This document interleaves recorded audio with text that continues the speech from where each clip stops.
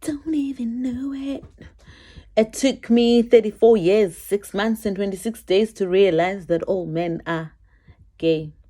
This is not meant to disgrace, discredit, or discriminate against any gay men in any shape or form. It took me 6 relationships, 4 miscarriages, and 1 abortion to realize that men are happy with each other. It took me 3 engagements, 4 one-night stands, and 1 attempt at a threesome to realize that men are happy with each other. Enough about my sad stories. Let's get to more pressing matters. It was the ridiculous rape of a 1-month baby to realize that men are incapable of protecting the fruits of their own labor. It was the whispers in my ears that said, "Oh, yini tololam, I'm almost done," to realize that this man could not have given birth to me. It was all the cushioned conditions that threatened to take away my privilege to realize that this is not my mother's brother. It was all the name calling I heard when I walked down the street to realize that I don't belong in this neighborhood. Whore, homewrecker. She started too early. She must have too many boyfriends. Her mother was exactly like that. Leaf don't fall too far from a tree, they said.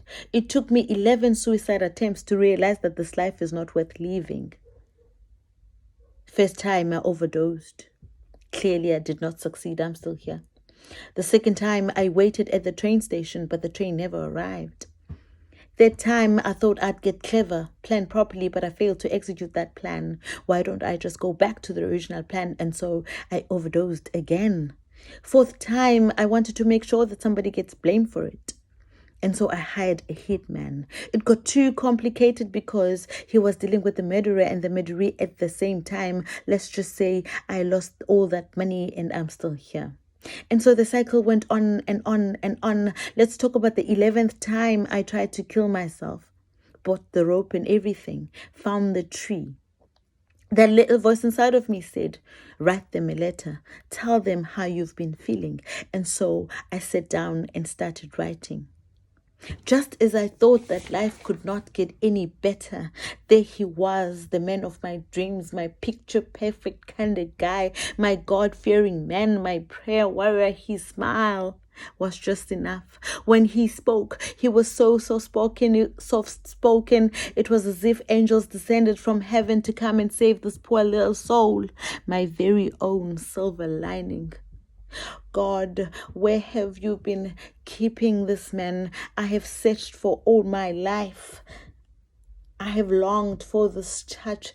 Happiness was definitely a 4-letter word. Could I be dreaming? Somebody please wake me up. And so he was my reason for staying. I met him 3 months later. I met him, the reason behind my sleepless nights, my blesser for Mac and Bobby Brown, my sponsor for Smashbox. And yes, I started wearing makeup, how we screamed Jesus' name in public, and how I was met with the devil himself behind closed doors. Every time he reminded me what a broken soul I am. You forget, I found you with the rope hanging over your head. I'm doing you a favor. Those women will never accept you. It was at that time I wished all women were lesbians.